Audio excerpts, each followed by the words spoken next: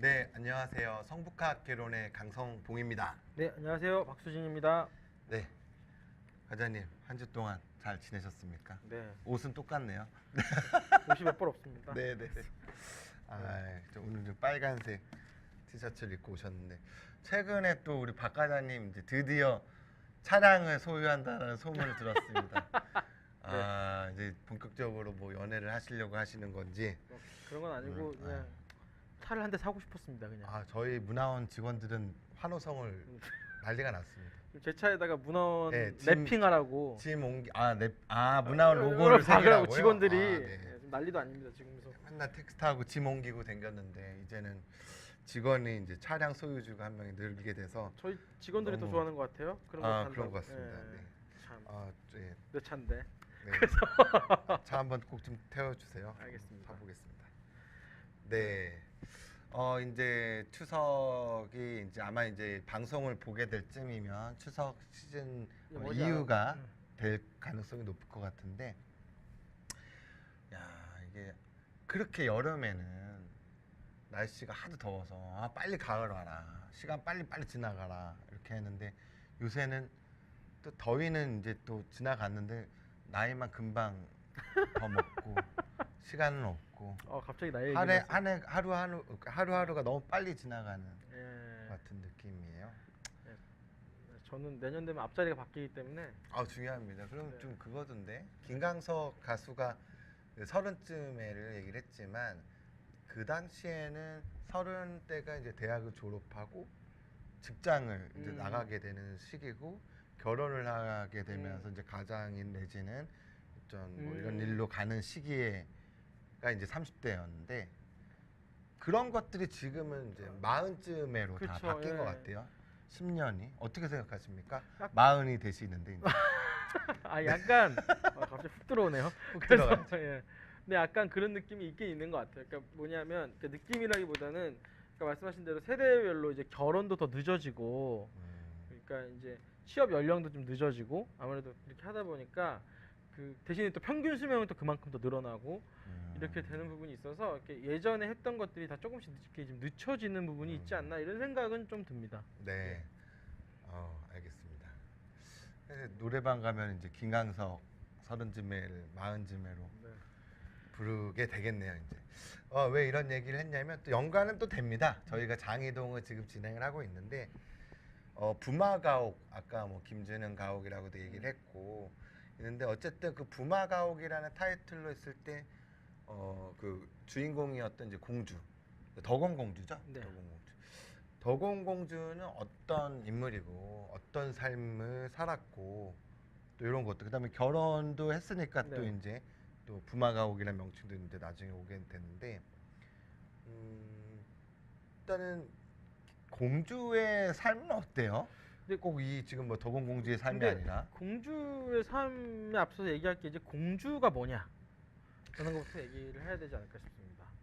그러니까 저희 저희- 집안에 이제 여성 두 분이 이제 다 공주, 그렇죠. 한 분은 여왕 폐하, 네. 이렇게 되고 있습니다. 진짜 제가 핸드폰에 보니까 여왕폐하로 되어 있더라고요. 그럼요. 그거 잘해야 됩니다. 그 핸드폰 네. 저장을 뭘로 하느냐. 네. 뭐 좀 더 저보다 이제 나이대가 좀 오른 분들은 이제 뭐 식충이 뭐 이렇게 기록된다고 하는데. 근데 네. 이게 이제 사실은 저희가 이제 왕의 딸이면 다 공주라고 생각을 하잖아요. 근데 이제 생각해 보시면 그런 게 있습니다. 그 제일 유명한 왕의 딸 중에 한 명이 덕혜옹주잖아요. 그렇죠. 옹주와 공주를 또 헷갈려 하시는 네. 분이 많을 것 같아요. 그게 뭐냐면 사실은 이제 왕은 이제 공식적으로 여러 명의 부인을 둘 수가 있는데 그 정식 부인은 딱 한 명입니다. 이제 이분이 왕비가 되는 거죠. 왕비. 예, 그래서 이제 저희가 뭐 민비라고 하는 표현이 나쁜 표현이라고 하는데 사실 나쁜 표현이 아니죠. 비라는 표현은 되게 그 자체가 높이는 표현이고 그래서 뭐 이렇게 비라는 표현이 나쁜 표현이 아니기 때문에 근데 비는 한 명입니다. 왕의 정실로서 한 명이 있고 그 밑에 여러 이제 후궁들이 뭐 빈이라고 하죠. 네네네. 뭐 이제 뭐 수건, 희빈 뭐 이렇게 뭐 여러 가지 이제 저 장희빈 할 때. 희빈이 있고 밑에 이제 뭐 빈이 있고 그다음에 수건이든 뭐든 점점점 이렇게 여러 가지 흔히 서열이 얘기하는 있는데 이제 내명부 서열이라고 하죠. 네, 내명부 서열대로 이렇게 가는데 이 정실 부인하고에서 나온 그 딸이 공주입니다. 그리고 그렇구나. 정실 네. 왕비의 예, 딸. 정실이. 그리고 이제 그가 아닌 딸이 이제 옹주가 되는 거죠. 네. 근데 그거랑 비슷하게 있는 게 뭐냐면 대군하고 군입니다. 아 이제 남성으로 또 바라봤을 때는. 그게 뭐냐면 예를 들어서 저희가 생각해 보면 연산군 아니 광해군을 예로 들면 네네네. 광해군은 왕이 됐잖아요. 네. 근데 왕이 되기 전에도 광해군이었어요. 그죠? 그렇죠. 광해군은 어머니가 빈이었거든요. 지금 네네네. 정확히 지금 어머니가 기억이 나진 않는데 빈이었는데 그 이후에 광해군이 동생이 태어납니다. 네네네. 근데 동생은 이제 선조가 후궁 그 이제 두 번째 결혼을 하셔서 정식으로 왕비와의 사이에서 난 부인이 나는 동생이니까 동생임에도 불구하고 영창대군이에요. 예. 그러니까 자기는 세자인데도 물론 세자는 이제 군이 빠지지만 광해군에서 세자가 된 거고 동생은 저 어리고 왕위 계승권이 자기보다 밑에 왜냐면 세자가 더 위니까 왕위 계승권은 네. 그래도 불구하고 얘는 영창대군인 거죠. 그러니까 대군하고 군의 차이도 있다. 그러니까 역시 그러니까 조선은 정실 부인하고의 그 관계가 높기 때문에 그래서 네. 이 덕원공주는 지금 네. 여기 뒤에 가게도 살짝 보이실 텐데요. 순조의 셋째 딸입니다. 네. 그래서 명온, 복온, 그다음에 덕온 이렇게 되어 네. 있습니다. 여기 이제 장녀, 삼녀, 사녀로 되어 있는데 두 번째 딸은 일찍 죽어가지고 일찍 죽어서. 이렇게 되어 있는데 그래서 이 덕원공주가 셋째잖아요. 이거 아무튼 네. 이렇게 조선 시대의 마지막 공주입니다. 이게 또 의미가 있네요. 이 이후로는 공주가 없어요. 이 정릉 쪽 보면 흥천사 이렇게 보면은 그래도 신동하고 강씨 어떻게 어쨌든 간에 조선 최초의 국모잖아요. 그렇죠. 조선 최초의 국모가 정릉에 지금 매장되어 있는 그렇죠. 신덕왕후 강씨가 되고 또 중요한 거는 조선의 마지막 공주. 네, 공주도 이것도 또 여기 또 성북구의 장이동에 있네요. 그 여성들하고 또 관련이 많습니다. 성북구가 이런 식으로. 그렇죠. 여성과 관련된 게 뭐 선잠단지도 그럴 것이고 예. 동망봉 네. 관련돼서도 그럴 것이고 또 마전하거나 뭐 이런 것들 네. 그래서 여성. 그래서 이랬는데 이게 좀 불행한 게 이 세 딸이 다 일찍 죽어요. 왜 그럴까요? 이게 그거는 모르겠습니다. 세 딸이 이게 뭐 순조는 꽤 오래 살았던 걸로 제가 기억을 하는데 이게 약했나? 예. 몸이 허약했나 모르겠어요. 셋다 20대 제 기억으로는 셋다 20대 죽는 걸로 알고 있습니다. 그럼 남편보다 다 일찍 죽는 네, 거잖아요. 그렇습니다. 야, 그럼 이제 사위라고 어쨌든 남편들도 참 예. 그러니까, 말이 왕의 사위지 정작 부인이 없. 그러니까 왕의 사위는 일단 기본적으로 제가를 못 해요. 그래요 그렇습니까? 그렇겠죠. 제가 안 되죠. 네, 네, 그렇죠. 그렇겠죠. 그러니까 큰일 나게 야 그러면 뭐 예, 왕의 내 사위는 제가가 안 돼요. 어린 딸이 죽었는데 네가 또 뭐 결혼하냐 말 그런 말 나오기 전에 못 하게 돼 있을 겁니다. 아마. 그렇죠. 그래서 법률적으로. 예, 뭐 그렇게 돼 있는데 그래서 이제 덕원공주 얘기로 잠깐 넘어가면 1829년생입니다. 그래서 딱 19세기 아니요 1820년 정도 생인데 19세기 21년생인데 요때 이제 8세가 되는 게 1829년. 요때 이제 어느 정도 나이가 되고 오래 살겠다 싶으니까 덕온이라는 이름을 주는 겁니다. 호를 받는군요. 네, 그래서 작고를. 제일 큰 언니가 명온, 음. 두 번째가 복온, 세 번째가 덕온. 그래서 이제 세 번째 공주가 그 덕온. 오늘을 하네. 네. 근데 그 작호를 주면서 돈도 줍니다. 그러니까 뭐 면세지, 그러니까 세금 안 내는 땅 250결. 이게 한결이 꽤 넓은 땅이죠. 근데 이게 이제 은 2,500냥, 뭐 콩 100석, 쌀 100석이 나오는 그런 땅이라고 어마어마한 해요. 거네. 예. 그리고 아니 그럼 이게 8살 때 받았다는 거예요? 네, 그렇죠. 야, 그러면 진짜 로얄층이네, 로얄층. 진짜. 여기 진짜 로얄이니까요. 여기 진짜 로얄이니까. 공주니까 8살 때 호 덕원 받고 네. 면세지 250결이면 엄청난 거고 은도 2,500냥. 오. 대단하네. 8살이나 부러워서. 부러워하시는 것 같아요. 왜냐면 제 딸도 8살인데 제 딸이 8살인데 초딩 1학년인데 뭐 해준 게 없어가지고. 아니 정말 부러워하는 아니, 눈빛이어서 아니, 지금. 뭐 예. 나는 임금이 아니니까. 네, 그렇죠. 그렇죠. 예. 알겠습니다. 그리고 이제 근데 좀 안심하셔도 되는 게 16세에 혼인을 해요. 16세에 못 보낼 거 아닙니까, 딸. 절대 안 보죠. 딸 바보여서 예. 내 딸 안 주죠 이렇게. 네, 그래서 16세에 이제 그 윤치승의 아들인 그 윤의선이라는 사람하고 이제 결혼을 하게 됩니다. 이거 홀례하고 막 이런 거 할 때 간택하듯이 네, 이제 보통 있습니다.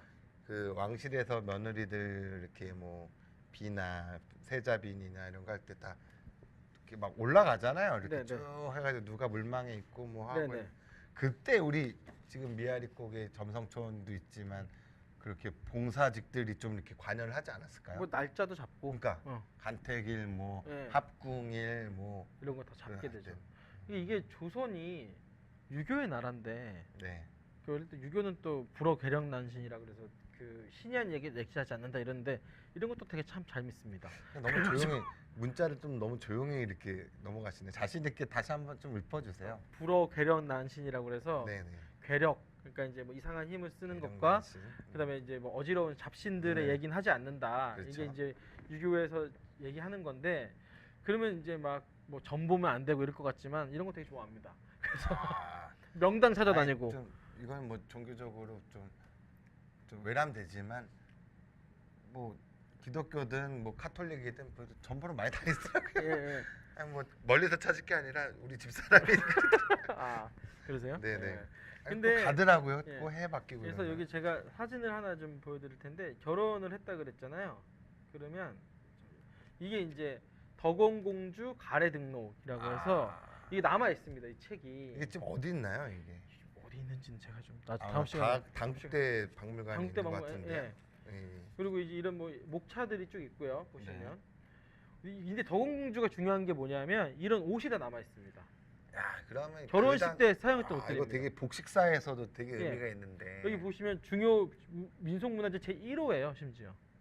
아, 이런 거 보면 안타까운 게 물론 실물도 남겨져 있긴 하지만 우리 또 성북구에 이제 선잠박물관도 예. 오픈이 됐잖아요. 근데 이렇게 비단이나 실크, 근데 누에로 이렇게 해가지고 만든 옷 그 복제하고 복원하는 게 비용이 엄청나거든요.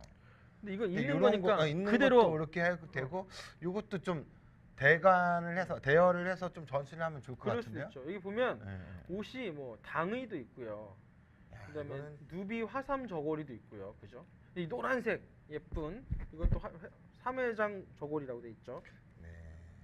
그리고 이렇게 치마도 남아 있습니다. 이거 아마 속치마 같은 거겠죠. 대shum 치마, 신기하네. 무지기, 왜 이렇게 많어? 예, 엄청 많이 있습니다. 이건 이제 정말 원삼, 이거 중요한 원삼으로 옷들이죠. 또. 예. 그러니까 이런 옷들이 남아 있고요. 이게 가래도감에서 이제 그림을 좀 따온 것 같은 건데 이게 이제 공주가 혼례 때 입었던 옷인 것 같고 부마가 입었던 옷인 것 같습니다. 이거 부마가옥 축제할 때 이런 거 좀 고증을 해놔가지고 좀 활용을 하면서 아 매우 그쵸. 훌륭하겠죠. 이렇게 되면. 그리고 한번 입어보는 체험도 하면서 좀 이런 거를 그 부마가옥 겉문만 있는 것이 아니라 네. 흔히 얘기하는 이제 소프트웨어들도 좀 이렇게 좀 갖춰주면 그렇죠. 장이동의 어떤 문화재이면서 우리 아이들이 쉽게 체험할 수 있는 공간도 되고 또 그 장이동의 어떤 상징성 문화시설로 갈 수도 있지 않을까. 그러니까 이게 얼마나 네. 좋은 거냐 하면 아까 국장님도 얘기했지만 이게 실물이 남아 있기 때문에 실물을 꼭 가져올 필요가 없이 그렇죠. 이걸 똑같이 재현만 해도 충분히 복제해도 의미가 있는 거거든요. 그러니까 실물이 없으니까 재현을 못 하는 건데. 아 그리고 또 우리 또 딸들이 많잖아요. 우리 아이들 이렇게 보면은 옷도 한번 입어보고 그 왕실에 있어서 여성의 삶이 어떤지 예. 공주의 일생은 어떤지 그 다음에 혼례도 그 과정을 걸쳐서 좀 고증이 돼서 예. 그 축제 의미에 맞게 이게 좀 재생이 되면 너무 좋을 것 같아요. 또 그쪽에 또 인구도 또 앞으로 또 더 늘어날 텐데. 그렇죠. 네, 그렇군요. 그래서 이제 16세에 결혼을 아까 했다고 했고요. 일단 결혼식 네. 얘기는 이게 조금. 결혼은 16살. 네. 네. 그다음에 잠깐만 16살이면 14살이 중1이니까 중3이구나. 그렇군요. 네. 네. 18 고등학생일걸요? 18세면? 14, 15, 16. 14세가 중1입니다. 네. 18. 그러니까 고2죠, 고2. 18세면. 아, 그렇죠. 저는 혼례를 그렇죠. 중2 때 한 거고. 그다음에 이제 고2 때 고2 때 딸을 낳은 거예요? 네. 근데 사실 이게 뭐 그게 아닌 게 뭐 보통 옛날 노래 보면은 춘향이랑 이도령도 한 요날 16세 정도에 그랬고 로미오와 줄리엣도 아마 10대 때. 이때가 그뭐 2차 성징기 뭐 지나고 그쵸. 해가지고 제일 왕성할 때 아닌가요? 예, 맞습니다. 그래서 근데 이제 그래서 18살 이제 18살 때 딸을 낳습니다. 근데 그 불행하게도 이제 23세가 되던 해에 딸 낳고 5년 뒤에. 예, 이제 사망을 하게 됩니다. 어. 그래서 이렇게 이저 순조의 딸들은 왜 이렇게 일찍 다 죽었지? 그래서 이제 그 묘지 그러니까 그 땅을 샀는데 네. 요게 이제 장이동 근처예요. 아. 3,200냥을 주고 샀다라고 이게 묘지 비용이 네. 이렇게 돼 있는데 그래서 이제 장이동 근처에다가 이제 묘를 만들고 그 옆에다가 이제 제사 지낼 수 있는 이제 이건 이제 집사자에서 제사를 지은 제사. 게 아. 여기서 이제 비롯된 것이 지금 현재의 부마가옥이 부마가옥인데 되는데, 예. 예, 여기서 나중에 남영이라고 불리던 그 이제 그쵸, 사위죠. 윤희선 사위도 네, 죽고 남편. 나서 여기 위패를 같이 모시면서 여기가 남영이 궁 제사로 불리게 됩니다. 네. 이렇게 됐던 건데 보시면 재밌는 게 지도를 제가 하나 다시 보여드릴게요. 여기 밑에 보시면 여기 밑에 여기 남영이 제사라고 보이죠. 여기가 부마동 장이 그 네. 가옥 그 부마가옥입니다. 그치. 여기 쭉 올라가면 여기가 이제 창녕이라고 보이실 거예요. 여기가 북서울 꿈의 숲에 있거든요. 이게 네. 지금 그건 이제 보공공주 남편이네요. 그렇죠. 보공공주 남편, 그러니까 보공공주와 보공공주의 남편의 그 위패를 모신 창녕이 궁제사가 여기 있습니다. 이게 희한하게 그 사이들, 그러니까 공주들 집이 한양에서 봤을 때는 동북쪽 방면에 쭉 좀 같이 좀 모여 있었네요. 아니, 방향으로 좀 이렇게 아니 집은 있잖아요. 아니고 이제 죽고 나서 무덤을 이렇게 죽고 나서 그러니까 무덤을 예, 이쪽에다 예, 만든 예. 것 같습니다. 상황이 예. 그것도 좀 신기한 것 같아요. 네, 그래서 이제 제사를 만든 것이 이제 아까 전에 1865년이다. 이 건물이 만들어진 게 그때쯤이니까 그러니까 어찌됐건 공주의 제사를 만든 거기 때문에 그러니까 그 공주의 그 뭐라 그러죠? 제사를 지내기 위한 집을 만든 거기 그렇죠. 때문에 위패를 모셔놓은. 예, 그래서 왕실에서 관여를 했을 것이다라고 뭐 돼 있습니다. 네. 그러면 좀 제가 좀 하나 좀 짚고 넘어갈게. 공주가 예. 혼례를 할 때 아까 제가 이제 우스갯소리로 음. 뭐 우리 점치는 우리 봉사의 관직명이니까 그런 분들이 간택도 하고 뭐하고 뭐 이런 거 얘기를 드렸는데 네. 혼례 절차가 어떻게 됐나요? 혼례 전체는 뭐 비슷합니다. 사실은 이제 왕실 혼례 절차가 이제 뭐 물론 이제 좀 다른 거는 이제 비를 맞을 때는 좀 다르긴 한데 공주가 결혼할 땐 비슷한 게 일단 간택은 뭐 좀 다르죠. 간택은 다른데 간택은 이제 왕실에서 부마될 사람을 택한 건데 그다음부터는 똑같은 게 신랑 집에서 신부 집에다가 이제 약정서를 보내고 서류 서약을 예, 하는 이게 거고. 납체라고 네. 하고요. 그다음에 이제 그 납패라고 해서 신부 집에서 또 패백을 보내고 네네. 그다음에 이제 친형이라고 해서 신랑이 신부 이건 조선 중기 이후에 나타납니다. 네. 신랑이 신부를 맞이하는 의식을 합니다. 그다음에 동례연이라고 해서 이제 첫날 밤을 보내고요. 그다음에 이제 뭐 아침에 이제 시부모를 뵙고 음식상을 차리고 뭐 이렇게 시부모 사당에 인사드리고 이런 게 나오는데 요거는 약간 조선 후기입니다. 왜냐면 이제 친형례라고 하는 게 결국은 신부가 신랑 집으로 갈 때의 얘기잖아요. 네네. 그렇잖아요. 다 가마 태워가지고 나중에 이게 이제 시집 간다는 신랑 집, 얘기죠. 신랑 집 가고. 근데 조선 중기까지 이게 안 돼요. 보통 신랑이 장가를 갑니다. 그렇죠. 시집으로 가는 게 아니라 장가를 가죠. 그렇죠. 이제 신랑이 장인 집으로 가는 거죠. 왜냐하면 저희가 이게 대표적으로 보이는 게 율곡입니다. 왜냐하면 율곡이 사임당의 아들이죠. 그렇죠. 사임당의 아들인데 태어난 곳이 저기 강릉이잖아요. 근데 그쵸. 강릉은 아버지 친정에. 고향이 아니라 어머니 고향이에요. 그렇죠. 거기서 태어나서 거기서 자라는 겁니다. 그럼 아버지 고향은 어디냐? 그걸 파주입니다. 그렇죠. 아버지 아니 그지 나중에 이제 사임당이랑 율곡 묘소가 저기 예. 다 있잖아요. 파주에 파주에. 있죠. 그러니까 이제 그런 거죠. 그때까지만 해도 조선 중기까지만 해도 남편이 결혼하면 이제 부인 집으로 이제 장가를 갔던 거죠. 그렇기 때문에 이런 것들이 이게 세종도 이걸 해보려고 그랬대요. 친형례를 일찍부터 해보려고 그랬는데 안 됐대요. 세종대왕도 못한 일입니다. 이게 나중에 조선 후기가 되면서 그러니까 어떻게 된 거죠. 보면은 요새 뭐 남녀 평등이다, 뭐 젠더의 개념이다, 뭐 이렇게 얘기하지만 오히려 조선 시대 때도 여성에 대한 어떤 그런 장치들이 있는 것 같아요. 그러니까 남자가 장가를 오고. 그렇죠. 근데 그렇죠. 이게 이제 재산 분할도 아마 이제 거의 똑같이 됐을 거고. 근데 그렇죠. 저 예, 좋아하시는 미야지마 히로시 선생님 좋아하시는데 분재기에도 예. 똑같이 나눠줬다며요 재산 상속. 그렇죠. 재산상 똑같이 대신에 제사도 똑같이 지내야 됩니다. 딸도 제사 지내는 거죠. 언제부터 이렇게 바뀌었어요? 조선 이제 중후기로 들어가면서 아마 일제강점기 때 더 예. 그렇게 된 것 같아요. 그것도 있고요. 그 조선 그 후기가 되면서 이제 어떻게 그 양반들이 더 이상 팽창할 수 없게 부가 더 팽창할 수 없게 되는 문제들이 생기고 그러면서 이제 재산을 아들 모든 자식들에게 똑같이 나눠주면 점점점 세력이 약해지는 거죠. 그러니까 한 명한테만 줄 수밖에 없는 상황도 네. 생겼던 것 같습니다.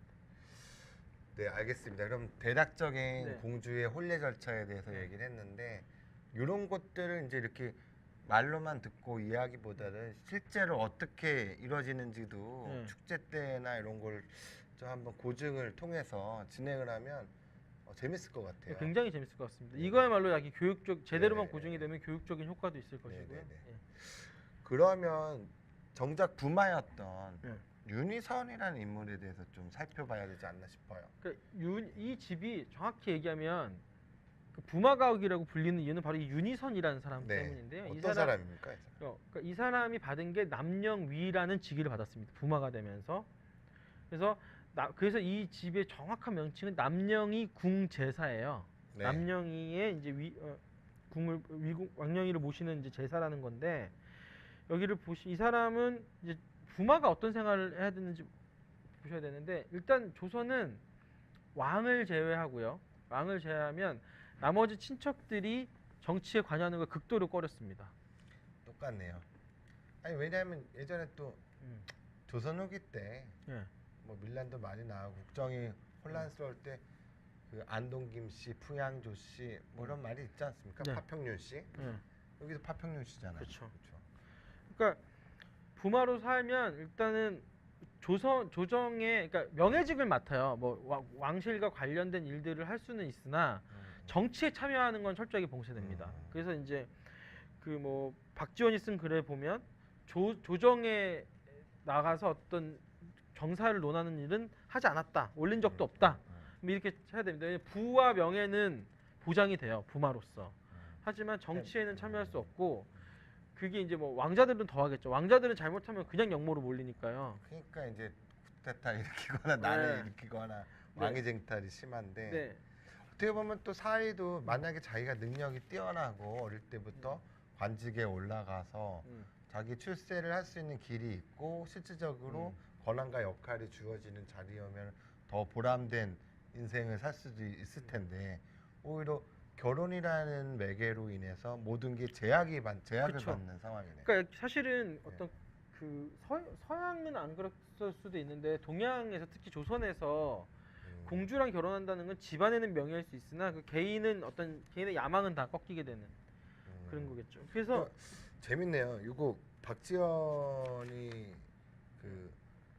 그 박명원의 한갑에 축소하는 서문에 보면은 이제 부마에 대한 표현을 한 걸 제가 한번 읽어볼게요. 맨 마지막인데 높은 지위를 차지하고 은총 속에 살면서도 교만한 모습을 보이지 않고 많은 기대와 아름다운 명성 속에서도 그 지조를 변치 않으며 비록 자질구레한 일에 신중하고 결백한 것이 남들은 대수롭지 않게 여기는 바일지라도 공은 착실하게 지키면서 60년을 하루같이 지내왔다. 네. 아, 이런 삶을 살 수 있나요? 근데 이게 똑같은 게 이게 이제 남령이 윤희선이 죽고 나서 졸기라고 해서 이렇게 나오는 게 남아 있는데 여기도 똑같은 얘기가 있어요. 뭐냐면 좀 해주세요. 네. 단정한 자태와 조심하는 자세를 가지고 나라의 일을 걱정하고 임금을 사랑하였다. 이런 얘기가 나옵니다. 이게 뭐냐면 진짜, 네. 단정한 자태와 조심하는 이게 조심하는 데 방점이 찍힌 거예요. 그러니까 뭐 아무것도 할 수 없다. 조심해서 임금은 사랑하지만 조심하니까 뭐 정치나 이런 데 나서지 않았다 이런 얘기겠죠. 그러니까 사실은 야망 있는 사람 이게 그리고 이 당시 결혼이라는 건 혼인이라는 건 본인들이 결정할 수 있는 문제가 아니잖아요. 그러니까 집안에서 결정해 주거나 그럼 그대로 하는 거니까 내가 아무리 야망이 있어도 그냥 집안에서 너 공주랑 결혼해 그러면 하게 되는 거고 그때부터 내 야망은 다 끝나는 그런 겁니다. 윤희선 그 부마가 죽고 나서 그래도 임금이 3년 동안 녹봉을 지급하라고 얘기했네요. 그렇죠. 이제 그리고 이제 이게 여기서 이제 아마 윤용구 얘기가 나와야 되는 건데 아까 얘기했지만 도건공주가 너무 일찍 죽었어요. 그리고 그 보시면 알겠지만 딸만 하나 뒀습니다. 그러니까 윤희선 집안에서 대를 이어야 되는 거죠. 윤희선 입장에서는. 근데 그렇죠. 시댁 입장에 있어서는 대를 이어야 그쵸, 되는데 대를 이려면 또 아들 얘기 막 나오게. 근데 또 제가도 못해요. 그래서 그치. 할 수가 공주의 없어. 남편이니까 제가도 못하고. 그러니까 이게 양자 집안의 문제니까. 양자를 드립니다. 네. 그 사람이 바로 윤용구입니다. 그렇군요. 윤용구가 윤영구는 진짜 권력과 조선왕의 핵심인데 근데 유명한 사람인데. 근데 핵심이고 이 사람이 이제 그 친어머니가 여흥민 씨예요. 또 여흥민 흔히 씨가 얘기하는 이제 명성황후 집안이죠. 그쵸. 명성황후가 여흥민 씨고요. 대원군의 부인도 여흥민 씨입니다. 그렇죠. 그러니까 이 엄청 명문가에서 태어나서 더 명문가의 자제로 들어간 거죠. 그러니까 지금은 지금의 감각으로는 잘 이해가 안 되실 텐데 양자가 되는 건 딱 그 집안 사람 되는 거예요, 진짜로. 네. 그러니까 이 사람은 어머니가 갑자기 공주가 된 거잖아요. 그러니까 또 재밌는 게 사위는 정치 활동을 못해도 그 아들은 할 수 있습니다. 그렇죠? 그래서 정치 활동을 하게 돼서 뭐 이 사람은 과거에도 급제했고요. 네네. 병과에 급제. 네. 그리고 뭐 법무대신도 하고 뭐 여러 가지를 하는데 아 그럼 보면 젊은 나이에 정삼품 당상관까지 올라갔네요. 그쵸. 엄청 똑똑했네. 똑똑하기도 하고 왕비의 아들이라는 그러니까 공주의 아들이라는 그런 것이 게 크게 있겠죠. 작용했을 겁니다. 혜택이 네. 있었겠죠. 그러니까 이게 재밌는 거죠. 아버지는 내 뜻을 펼치지 못했으나 아들은 이것 때문에 어쨌든 양아들이긴 하지만 펼치게 되는 거죠. 그리고 이제 뭐 이분은 유명한 게 이제 결국은 이제 고종이 퇴위를 강제로 강제 퇴위를 퇴위 당하니까 네네네. 이제 진짜 이제 그때부터 이 집으로 들어서 살게 되는 거죠. 장희동에 들어와서. 그래서 그 부마가 장희산인이라고 하잖아요. 예, 장희산. 자기의 어떤 뭐라 그러죠? 호를 장희산이라는 호도 하나 만들어서 쓰게 되는 건데 근데 지조가 있었잖아요. 고종 예. 강제 퇴위하고도 진짜 불사이군 두 명 임금 섬기지 않겠다 하고 지조를 버텼고 일제 협조 안 하고 그렇죠? 그렇게 은거하다 사셔서 사실은 그 장희동에서 가장 자랑스럽게 생각할 만한 인물이다라고 하면 윤용구라는 윤영구. 분을 찾을 수 있는 것이고 그분이 아마 이제 이쪽에 계속해서 그 기거를 하시면서 그 부마가옥을 현재 부마가옥을 유지를 했던 것이 아닌가. 그리고 또 재밌는 게 이분은 뭐 정치적인 것도 그렇고 고관까지도 올라갔으면서 또 지조를 또 지키셨고 특이한 게 또 장희산인의 이름에 걸맞게 음악 미술을 또 네. 잘했다고 하던데. 제가 이제 그림을 제가 다 준비를 못한 게 너무 죄송한데 이거 다음 시간에 꼭 보여드리겠습니다. 하게 되는데 그림을 엄청 잘 그리셨어요. 그래서 나름대로 그게 있나 보다. 그리고 또 재밌는 게 아까도 동명유래 설명하면서 한량리 얘기하는데 흔히 얘기하는 한량이 이제 나쁘게 이제 받아들일 수도 있지만 풍류를 또 즐길 줄 아는 그렇죠. 그런 의미가 있기 때문에 또 음악 미술도 이게 장희산인으로서 그렇죠. 근데 좀 그렇게 생각해 볼 수도 있지 않을까요? 그러니까 일제의 이제 침략이 이제 노골화되고 자기는 이제 장희산인으로 은거하고 지조를 버티면서 그나마 벗으로 삼을 수 있는 게 이런 예술 쪽이 아닐까. 그거밖에 없었던 것 같아요. 그쵸? 제가 보기에도 그냥 뭐 뜻을 펴려고 나가도 이제 일제 이렇게 이제 그 국권이 넘어간 상황에서 할 수 있는 것은 없었고 그렇다고 뭐 맞서 싸우자니 너무 무모할 것 같고 숨어 있으면 그렇게 했던 건데 그래서 이제 아마 그냥 아까 말씀하신 대로 이제 그 그림과 예술을 버타면서 그냥 말년을 보낸 게 아닌가. 근데 이게 한편으로는 어떤 분들은 이게 비겁한 거 아니야 이럴 수도 있지만 그때 얼마나 많은 사람이 변절했는가를 생각해 보면 맞아요. 이렇게 버틴 것만 해도 전 대단하다. 네. 왜냐면 이완용 같은 사람들 보면 이렇게 한 번만 딱 틀어주면 되게 많은 부와 명예를 얻을 수 있었는데 그렇게 하지 않았거든요. 네. 그래서 뭐 오세창, 안중식 이런 미술계 거목들이랑도 교류를 하고 그렇죠. 했다고 하는데 지금 사진에 보니까 이것이 이제 이게 이제 김진웅 가옥. 부마가옥입니다. 이거 보시면 제가 이걸로 손가락 이게 마우스가 잘 보일지 모르겠지만 보여드리면 여기가 안채입니다. 이게 이제 저희가 아까 들어오면 미로처럼 정문으로 마당채. 들어오는 거예요. 이렇게 들어오면 여기가 안채고요. 여기가 사랑채입니다. 네. 이쪽 위쪽이 그다음 여기가 사랑채 별채가 되는 거고요. 네. 요 건물이 행랑채입니다. 네. 행랑채는 아시죠? 행랑채는 이제 주로 이제 그 집에 하인들이 살면서 여기서 이제 그 손님이 오면 문을 열어주거나 아니면 네. 했던 거고 여기가 이제 안채의 별채가 됩니다. 네, 한번 우리 청취자분들이 한번 실제로 가보시면 좋을 것 같고 또 부마가옥 축제가 있을 때 네. 직접 체험도 해보면 아이들이랑 손잡고 가면 좋을 것 같아요. 네. 일단은 뭐 시간이 거의 다 돼서 네. 이 정도로 하고 조금 이제 현재의 모습들도 설명을 드리긴 해야 되는데 간단하게 말씀드리고 끝날게요. 지금 이제 뭐 장이동에 뭐 재개발 논란도 있고 진행이 되고 있고 일부는 또 해제가 되어 있는 상황이고 뭐 경전철도 나가고 뭐 하고 있는데 정말 주민들 모두가 편안하고 평화롭게 그다음에 이렇게 정말 좋은 동명 유래와 벼슬했던 분도 있던 곳이고 공주와 관련된 문화유적도 있고 있으니까 장이동의 애양심을 좀 더 가져주셨으면 하는 바람이고요. 네, 박수진 과장님 한마디 하고 네. 끝나겠습니다. 그 장이동이 이렇게 되게 노후가 건축물이 제일 많았던 지역 중에 하나였어요. 그래서 지금 이제 어떤 방향으로든 이제 재개발이 돼야 되는 상황에서 재개발이 되고 있는데, 아까 강성 국장님 얘기한 대로 이제 뭐 많은 갈등도 있었고 지금도 존재하고 하는데 이것들을 잘 풀어나갈 수 있으면 좋겠다 이런 막연한 이제 좀 생각을 하면서, 근데 그것들 중에 하나가 있던 어떤 문화적인 행사나 축제나 네. 이런 것들을 통해서 서로 소통하는 기회를 만들고 이러면서 좀 어울려지는 것들이 지면 그것도 하나의 방법이 될 수 있지 않을까. 그래서 그 축제나 이런 것들 사실 주민들이 화합을 위해서 하는 거잖아요. 근데 네네네. 그 단순히 축제 자체가 문제가 아니라, 그래서 그런 것들을 좀 할 때 이런 역사적 사실들이 많이 도움이 됐으면 좋겠다 이런 생각을 네. 하게 됩니다. 아, 네, 좋은 말씀 감사합니다. 네, 시간이 다 됐습니다, 여러분. 또 추석 잘 세시고요. 다들 이제 건강이 제일 중요한 것 같습니다. 그리고 특히 오늘 장이동 많은 얘기를 했는데요. 장이동 주민들 행복하십시오. 오늘 성북학개론 마치겠습니다. 감사합니다. 감사합니다.